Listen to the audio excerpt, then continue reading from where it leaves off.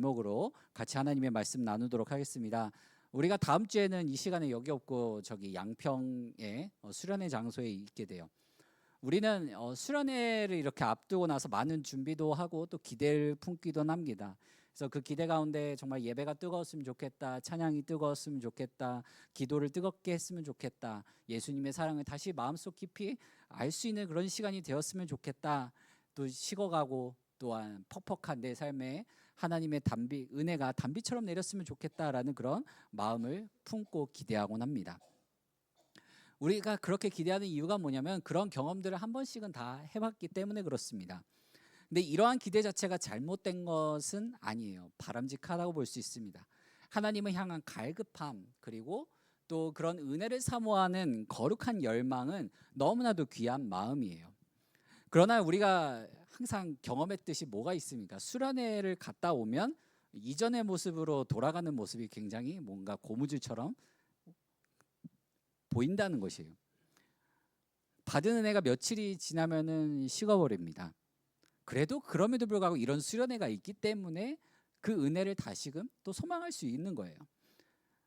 근데 이렇게 수련회를 겪고 또 수련회 때 받은 은혜를 기억하다 보니까 우리가 매년 이 수련회를 준비할 때마다 이런 모습들도 있습니다.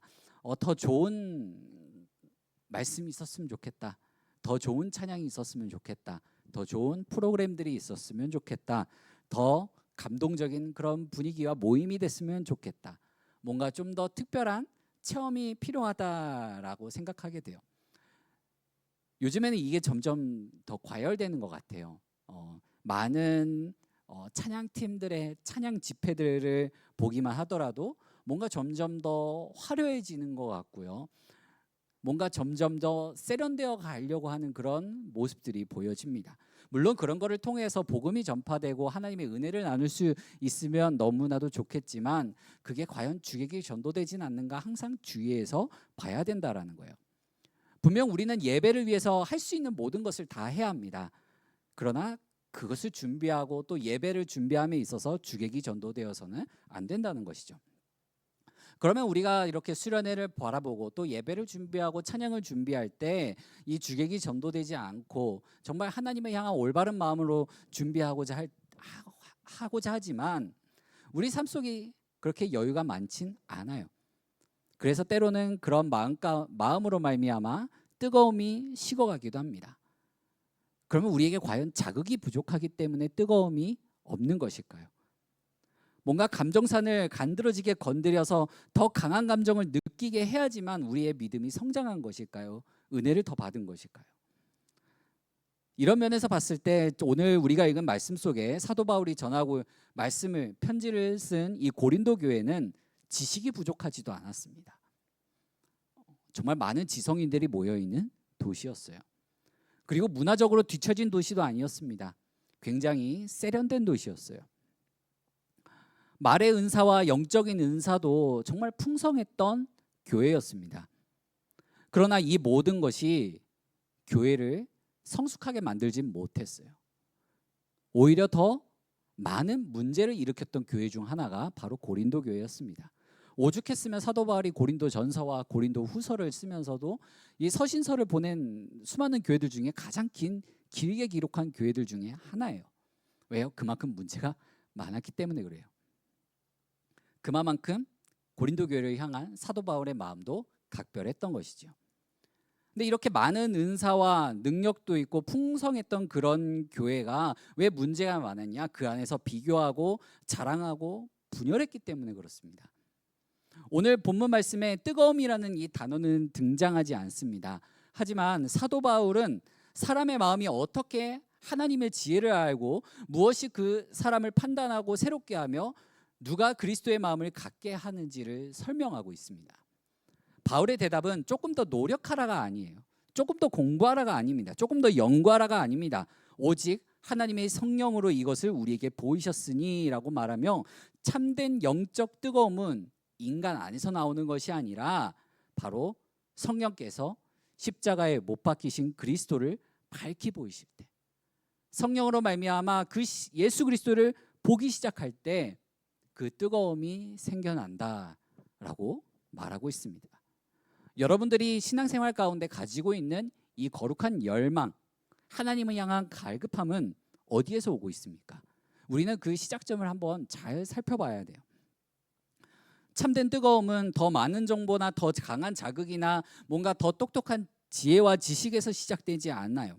세상의 지혜와 지식은 십자가에 달리신 주의 영광을 알아보지 못했습니다. 그래서 십자가에 예수님을 못 박은 것이에요. 사도 바울은 그렇게 지혜롭다라고 여기는 자들, 지식이 많다라고 여기는 자들, 사회적으로 지위가 높다라는 자들이 십자가에 못 박은 예수님을 영광의 주로 부르고 있습니다. 그들은 예수님을 심판했다고 생각하지만 오히려 십자가는 그들의 판단이 얼마나 어리석었는지, 그들이 지혜가 얼마나 어두웠는지, 한 치 앞도 알 수가 없는 지혜인지 드러냅니다. 많은 정보를 가지고 있었지만, 많은 능력을 가지고 있었지만, 높은 자리에 있었지만, 권위가 있었지만 진리를 분별하지 못했습니다. 우리는 오늘 말씀은 우리의 지성을 문제시 삼는 것이 아니에요. 우리가 가지고 있는 것을 문제시 삼는 것이 아닙니다. 문제는 뭐냐면 하나님을 떠난 것들이 어떤 결과를 초래하는지 보여주고 있는 거예요. 이것이 최초의 사람 아담이 범한 범죄이기도 해요. 하나님께서 금지한 선악을 알게 하는 나무의 열매를 먹은 것이 하나님을 떠나서 내 중심으로 살겠다라는 하나의 선언이었습니다. 반란이었습니다.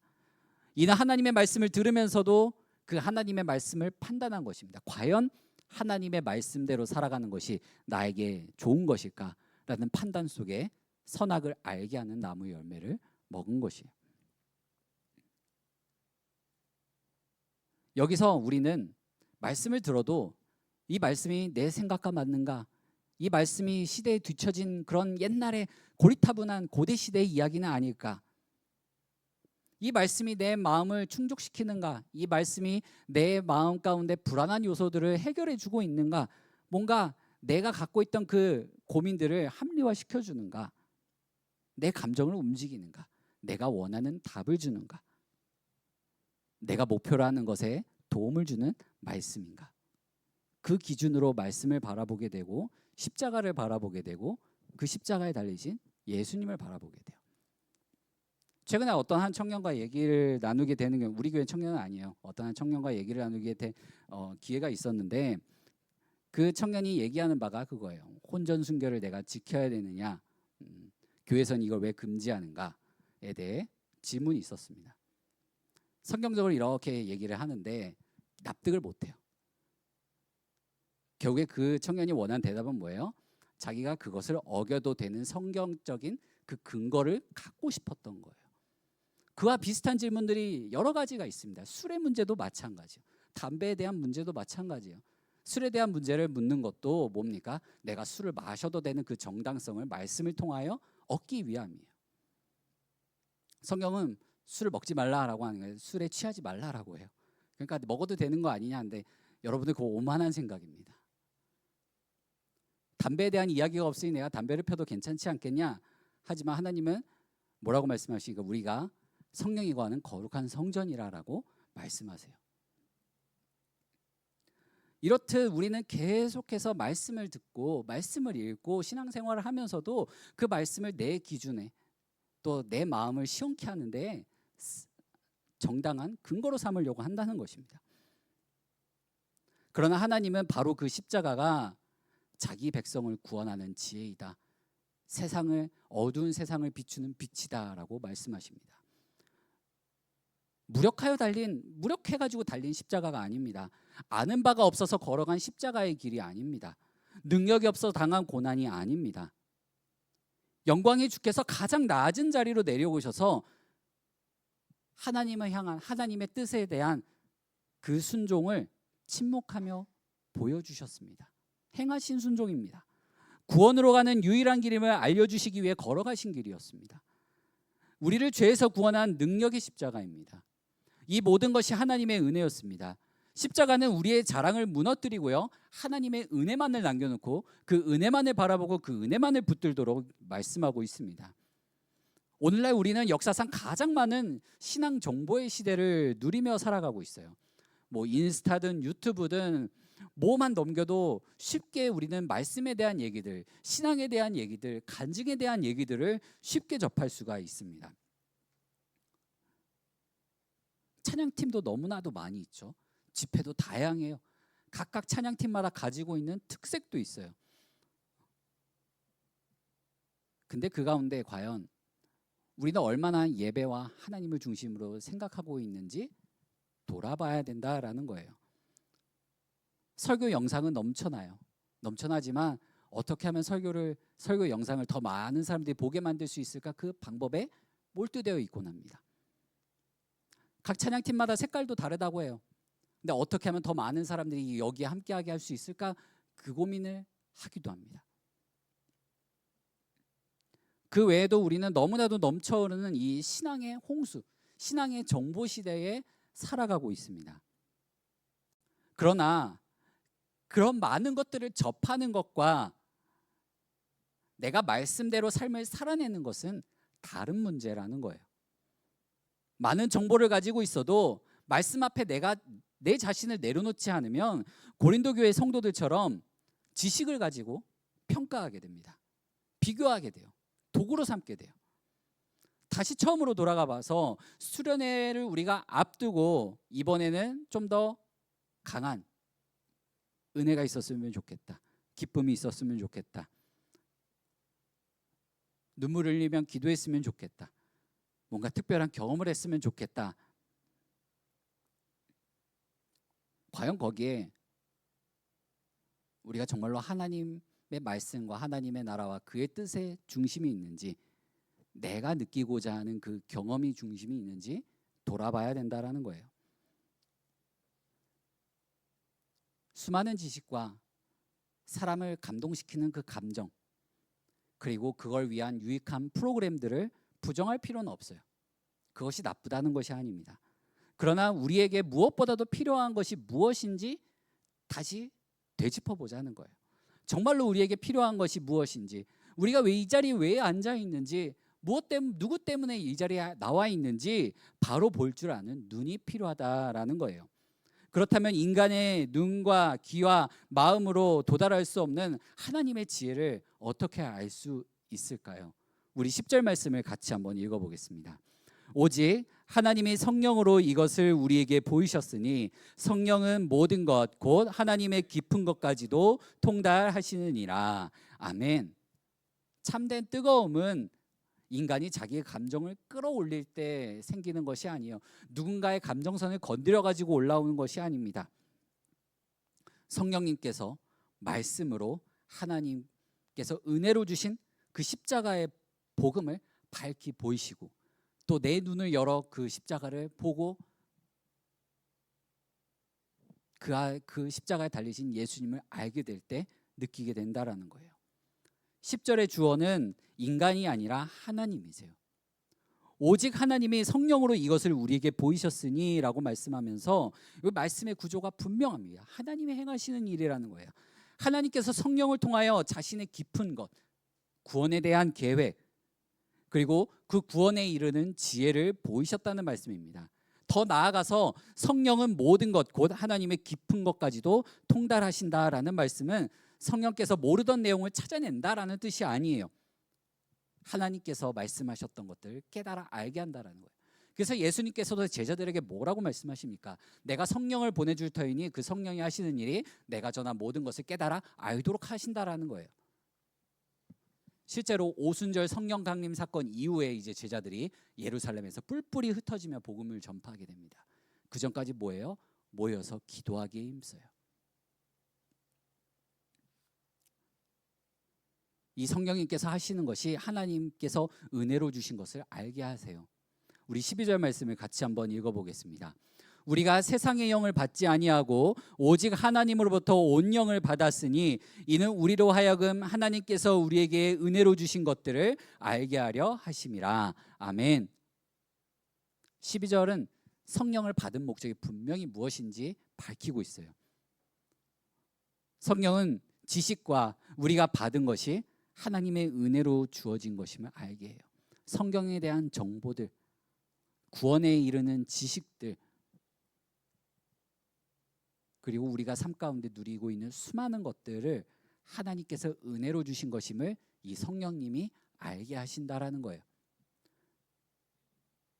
여러분 삶 가운데 기쁨이 사라지고 또한 신앙생활 가운데 힘이 들고 뭔가 의무처럼 느껴진다면 다시 한번 내 신앙의 기초를 되돌아봐야 합니다. 내 삶 가운데 말씀과 기도가 바로 세워져 있는지, 난 얼마나 말씀을 읽고 있는지, 또 그 말씀 붙들고 얼마나 기도를 하고 있는지, 또 뭔가 사역을 준비할 때 우리가 예배를 준비하고 또 각자 팀별로 올 한 해 우리가 팀별로 오고 있는데 그 팀별로 활동을 할 때 얼마나 우리가 말씀과 기도로 준비하며 나아가고 있는지, 또 특별히 큰 행사인 이 수련회를 앞두고 나서도 우리가 이 수련회를 위하여 말씀과 기도로 얼마나 노력하고 있는지 되짚어 봐야 된다라는 거예요. 우리는 이 긴 신앙생활을 통하여 예수 그리스도, 죄사함, 구원, 하나님의 자녀됨, 교회와 그리고 공동체, 부활과 부활의 소망, 그리고 장차 임할 하나님의 나라와 그 영광, 우리가 늘 들어서 너무나도 익히 들어서 알고 있는 내용들이에요. 아는 내용이더라도 이게 나에게 은혜로 다가오느냐 이겁니다. 그리고 그것을 알아보는 눈, 그게 정말로 나에게 은혜가 된다라는 것을 알아보는 눈, 그걸 내가 또 갖추고 있다라는 것 또한 은혜인 거예요. 그러면 그 은혜를 우리가 안다면 우리 안에서 감사는 자연스럽게 우러나오게 됩니다. 성령님은 이 일을 말씀을 통하여 일하십니다. 13절에서 바울은 성령께서 가르치신 말로 하나님의 지혜를 전한다고 말씀하세요. 이것은 매우 중요합니다. 성령의 역사는 말씀이 사라진 감정 상태가 아니라는 거예요. 말씀이 남아 있어야 돼요. 말씀으로 말미암아야 됩니다. 성령은 사도적 복음을 통하여 일하십니다. 나에게 말씀이 남아있지 않는 감동은 되돌아봐야 돼요. 내가 그냥 관계 속에서 북받쳐 오른 감정인가? 내가 말씀으로 말미암아 하나님께서 나에게 알려주신 것으로 말미암아 은혜를 새롭게 깨달아서 감동된 것인가? 되돌아봐야 된다는 것입니다. 성령께서는 십자가의 부활, 그리스도의 십자가 부활의 의미를 사도들에게 알려주셨고요. 또 그것을 말씀으로 전하게 하셨습니다. 오늘날 성령님께서는 새로운 복음을 전해주시지 않으세요. 이미 기록된 말씀을 통하여 우리가 깨닫게 하시는 분이십니다. 그러니 우리가 구해야 할 것은 뭔가 특별한 체험, 비밀스러운 일들이 아니에요. 이미 알고 있다고 생각했던, 당연하다고 여겼던 그 하나님의 지혜를 바로 볼 수 있는 눈과 또 그것을 구할 수 있는 은혜를 구해야 하는 것입니다. 익숙했던 복음이 다시 나를 위한 은혜로 들리는 그 역사가 우리에게 있어야만 합니다. 예수 그리스도가 다시 가장 귀한 분으로 나에게 다가오도록 구해야 되는 거예요. 성령님이 보여주시는 중심은 인간의 가능성이 아닙니다. 십자가에 못 박히신 예수 그리스도를 보여주시는 분이에요. 성령님은 자신을 드러내기보다 그리스도를 보여주세요. 그리스도를 영화롭게 하십니다. 마음이 뜨거워진다는 것은 내 감정이 커지는 것이 아니라 내 안에서 그리스도가 커지는 거예요. 내가 그리스도를 크게 보는 거예요. 그때 십자가의 사랑을 실제로 느끼게 됩니다. 내 삶 속의 죄가 가볍지 않게 보이게 되는 거예요. 그리고 나에게 주어진 은혜를 당연한 것으로 여기면서 살아가지 않게 됩니다. 더 이상 예배와 섬김과 봉사가 의무가 아니라 은혜에 대한 감사의 응답으로 반응하게 되는 것이죠. 내가 순종하는 것, 내 시간을 할애하는 것이 더 이상 손해가 아니라 예수 그리스도를 따르는 제자도의 길로 보이게 되는 것입니다. 바쁜 일상은 우리를 끊임없이 정신없게 만들어요. 여유 없게 만들어요. 이 모든 상황 속에서 어떻게 보면 이 수련회라고 하는 큰 행사가 내 삶의 내 일정을 차지하는 큰 비중이 될 수도 있습니다. 우리는 말씀을 들으면서도 내일 뭐 하지? 끝나고 뭐 하지? 뭐 그런 생각들을 하기도 해요. 사람이라면 어쩔 수가 없어요. 그럼에도 불구하고 우리가 여기 앉아 있고 말씀을 듣게 하시는 것 다 성령님의 인도하심이라는 것입니다. 올해 이제 찬양팀 안에서 인도자 교육을 할 때도 전했던 부분인데 우리가 뭔가 앞에 서서 뭔가 그 역할을 감당할 때 봉사의 자리에 있는 것이 회중의 뜨거움을 만들어내는 그런 기술자가 아니라 말씀에 근거해서 그 말씀을 정직하게 노래하는 것이라고 전했었어요. 우리는 음악적인 기교와 좋은 찬양을 여러분에게 남기는 것이 아니라 예수님을 기억해야 하게 만들어야 된다라고 말씀을 드렸습니다. 회중의 감정을 만지는 것이 아니라 그들을 은혜 앞으로 인도하는 것이라고 말씀을 드렸어요. 물론 그 일을 위하여 우리가 최선을 다해야 되는 건 맞습니다. 하지만 최선을 다하는 것과 성령님의 자리를 다른 것으로 대체하는 것은 다른 문제라는 거예요. 이 원리는 찬양팀뿐만 아니라 여러분들이 서 있는 모든 자리에서 동일하게 적용돼요. 임원도 그렇고 팀장님들도 그렇고요. 각 그 팀 안에 소속되어 있는 팀원 여러분들도 마찬가지입니다. 그리고 수련회 가운데 프로그램을 준비하는 모든 부분에서도 적용되어야 돼요. 더 나아가서 어떻게 합니까? 여러분 삶에서 이 원리가 적용이 되어야 된다라는 거예요. 성령님은 말씀을 건너뛰어서 이걸 막 뜨겁게 가슴을 뜨겁게 하시는 분이 아니세요. 말씀 안에서 그리스도로 크게 보게 하고 그리스도를 밝히 보게 하심으로 우리를 뜨겁게 하십니다. 그러면 성령님께서 일으키시는 참된 뜨거움을 어떻게 확인할 수 있을까요? 뭔가 우리가 눈물 콧물 쏟으면서 기도했다고 해서 그게 은혜의 척도가 될까요? 그게 아니라는 거예요. 수련회 끝나고 나서 막 뭔가 열심을 해서 뭔가 했다고 해서 저 사람 믿음이 성장했구나 그렇게 볼 수도 있을까요? 아니에요. 오늘 말씀은 그 결과를 뭐라고 얘기하냐면 그리스도의 마음이라고 전합니다. 성령께서 회복하시는 뜨거움은 일시적인 감정 상태로 남는 것이 아니에요. 십자가의 복음을 받아들이고 모든 것을 새롭게 분별하며 그리스도의 마음으로 살아가는 그 변화로 나타난다라고 말씀합니다. 우리 14절 말씀을 같이 한번 읽겠습니다. 육에 속한 사람은 하나님의 성령의 일들을 받지 아니하나니 이는 그것들이 그에게는 어리석게 보이며 또 그는 그것들을 알 수도 없나니 그러한 일은 영적으로 분별되기 때문이라. 아멘. 이어진 14절 말씀은 성령이 없는 사람을 설명하고요. 여기서 문제는 지능이나 교육의 수준이 아니라고 해요. 판단의 기준이 하나님을 거스르는 데 있다라고 전하고 이어진 15절 말씀에서는 영적인 사람은 모든 분야에서 실수하지 않는 사람이 아니라고 해요. 개인의 직감이 언제나 옳은 사람도 아닙니다. 성령을 통하여 십자가의 지혜와 세상의 지혜를 분별하는 사람이라고 해요. 16절에서 바울은 이렇게 선언합니다. 우리가 그리스도의 마음을 가졌느니라. 마음이라고 하는 단어는 헬라어로 누스라고 해요. 누스.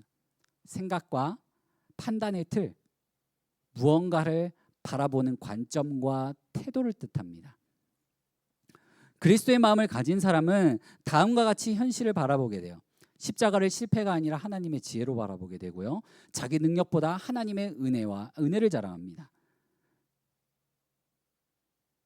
또한 우리가 세상 속에서 살아가다 보면 일하고 또 같이 공부하는 사람들도 있는데 그들을 뭔가 협력자, 경쟁자, 도구로 보지 않아요.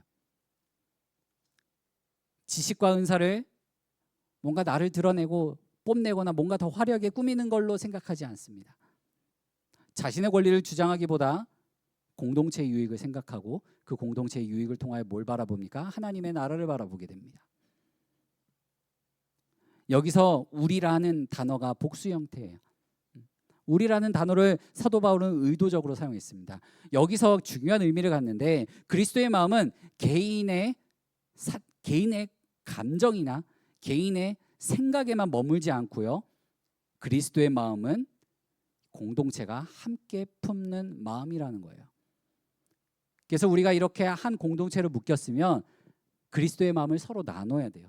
나누는 시간이 있어야 돼요. 우리가 무언가를 하기 전에 함께 모여서 그리스도의 마음을 서로 나누어야만 됩니다. 참된 영적 뜨거움은 감정을 배제하지 않아요.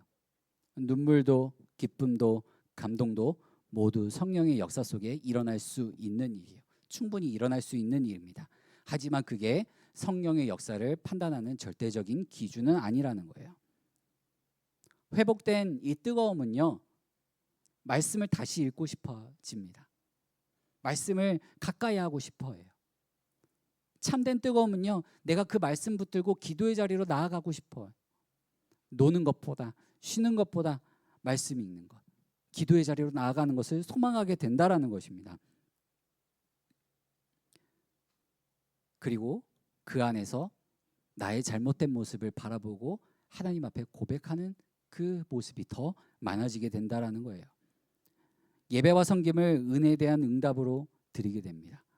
그리고 갈등 속에서 먼저 손을 내미는 모습이 있고 하나된 공동체를 섬기며 또 살아가는 모든 순간을 그리스도를 기준으로, 말씀을 기준으로 바라보고 생각하게 됩니다. 눈물 없이도 회개할 수 있어요. 눈물 없이도 기도할 수 있습니다. 꼭 소리내서 기도하지 않더라도 조용한 결단 속에서 성령의 역사는 일어날 수 있습니다. 뭔가 큰 것을 행하지 않더라도 작은 순종으로 하나님의 나라는 시작될 수 있습니다. 고린도 교회 성도들은 자신이 영적인 사람으로 생각했지만 이 뒤에 이어지는 고린도전서 3장 1절에서 4절까지의 말씀을 보게 되면 바울은 그들의 시기와 분쟁을 책망합니다. 지식과 은사가 많아도 공동체가 분열이 될 수 있어요. 그렇다면 그런 모습을 보인다면 과연 우리가 그리스도의 마음을 품고 있는가? 우리가 그리스도의 마음을 나누고 있는가? 돌아봐야 돼요. 사람 사는 공동체에 분명 분쟁이 일어날 수 있어요. 문제가 일어날 수 있어요. 섭섭한 일이 생길 수도 있어요. 하지만 그럼에도 불구하고 우리가 그리스도의 마음을 품고 있다면 그것을 같이 나눌 수 있어야 된다는 것입니다. 성령을 받았다는 것, 내가 성령의 감동하심으로 말미암아 살아가고 있다라는 그 고백이 나의 삶과 공동체 안의 관계 속에서 드러나게 됩니다. 그렇다면 우리가 신앙생활 가운데 바라는 뜨거움에 대한 생각을 다시 생각해 봐야 돼요. 이건 단순히 교회 안에만 갇혀 있는 것이 아니에요. 우리 대학생분들 방학에서 방학을 보내고 있지만 학업과 성적 그리고 여러 가지 취업과 그리고 미래를 위한 준비를 위해 우리는 항상 뭘 기준으로 내 자신을 바라봅니까? 세상의 기준으로 나를 바라보게 돼요. 내가 이것을 했는가? 나의 성적은 얼마인가? 내가 이것을 갖추었는가? 하지만 좀 시선을 달리해서 우리가 그리스도인이라면, 그리스도의 마음을 품었다면 내가 있는 자리는 왜 하나님께서 날 여기 보내셨을까? 내가 이 가운데서 어떠한 모습으로 하나님께서 살아가길 바라는가? 내가 내가 서 있는 자리가, 내가 지금 공부하는 이것이 하나님께서 나를 부르신 곳이라면 청지기의 마음으로 임하게 되는 것입니다. 그리고 나서 최선을 다하겠죠. 또 대학을 졸업하고 사회로 나온 분들은 세상의 기준 속에서 여러분들 스스로를 판단하지 않았으면 좋겠습니다. 왜냐하면 세상의 기준으로 판단하면 너무나도 잘난 사람들 너무나도 많아요. 바라고 싶은 그런 삶의 모습들이 이 SNS 상에서 보여요. 근데 누가 자기 치부를 그렇게 드러내면서 그곳에 올리겠습니까? 그리고 연애와 결혼 생활 중에 계신 분들 또한 상대를 나의 필요를 충족시키는 사람, 또 상대방에 대한 너무 강한 기대를 품지 않았으면 좋겠어요. 고개를 끄덕이시는 분들인데 무엇보다도 우리가 해야 될 건 뭐냐면 상대방을 그리스도의 마음으로 품고 존중하는 거예요. 내 옆에 있는 사람이 누구보다도 함께 그리스도의 마음을 나눌 수 있는 사람이에요. 더 나아가 이제 결혼하신 분들, 결혼하다 보면 크고 작은 문제로 많이 다투기도 해요. 양말을 뒤집었느니 안 뒤집었느니 막 그런 사소한 걸로 싸워요. 그래서 계속 뭐 얘기하기도 해요. 뭐 이거 해달라, 이거 왜 안 했냐, 몇 번째 말하냐, 뭐 그런 식으로 막 투닥투닥 말이 오가기도 하는데 배우자를 변화시키려기보다 말씀 앞에서 내가 먼저 변화되고자 해야 돼요. 근데 그 잣대로 또 상대방을 말하지 않기를 바래요. 말씀을 읽고 변화되라고 계속 그렇게 추궁하지 않았으면 좋겠습니다. 또한 우리의 모든 섬김이 예수 그리스도를 드러내고 있는지도 돌아봐야 됩니다. 여러분들 삶 속에 그리스도의 마음을 품어야 될 자리는 어디입니까? 그냥 교회 봉사의 자리와 예배의 자리에서만 이 마음을 품고 계십니까? 아니면은 삶의 모든 순간들 속에 어느 자리에서든지 이 그리스도의 마음을 품고 계십니까? 그리스도의 마음을 품는다라는 것은 우리 삶의 전반적인 부분에서 다 적용이 되어야 될 부분이에요. 그리스도의 마음을 가지고서 뜨거움을 가지고서 살아가기 위해 뭔가 감정적인 것 그런 거를 붙드는 대신 말씀을 붙들고 나의 하루 속에서 그 말씀에 합당한 작은 순종으로 하루를 시작하는 건 어떻겠습니까? 우리가 하나님을 향한 예수 그리스도를 향한 하나님은 나라를 향한 그 뜨거움의 온도는요, 내가 얼마나 눈물 흘리느냐, 봉사하느냐, 선행을 행하느냐가 아니라 내가 얼마만큼의 그리스도의 마음을 품고 살아가고 있는가, 내가 얼마만큼 그리스도의 마음을 품고 사람을 바라보는가, 삶의 기준으로 삼고 있는가입니다. 이것은 우리 안에서 생겨나지 않습니다. 세상으로부터 오는 것도 아닙니다. 이것은 성령님께서 십자가의 지혜를 밝히 보이실 때 오는 일입니다. 그러니 말씀 붙들고 살아가기 소망합니다. 그 말씀 붙들고 기도의 자리로 나아가기를 간절히 소망합니다. 사랑하는 에제르 청년 여러분, 주님께서 구하기를 말씀 안에서 십자가에 못 박히신 영광의 주를 보도록 우리를 이 자리로 부르십니다. 앞으로도 계속 부르실 거예요. 우리의 삶 속에 이 마음이 때론 굳어지기도 하고 또 다치기도 하고 받아들일 수 없는 상황 속에 놓이기도 하겠지만, 때론 너무나도 익숙해진 복음이라고 여길 수도 있겠지만 다시 은혜로 돌리길 소망합니다. 식어진 마음을 살리고 또한 말씀과 예배와 기도와 순종을 향한 그 뜨거움이 여러분 삶 가운데 전반적으로 회복되는 그런 역사가 있기를 간절히 소망합니다. 우리 이 시간 함께 같이 찬양하겠습니다. 이 시간 찬양하실 때 십자가에서 보이신 그 예수님의 모습을 통하여 그 사랑을 다시금 깨닫고 기억하며 우리의 삶을 살아내는 우리 모든 에제르 청년들 되기를 소망합니다.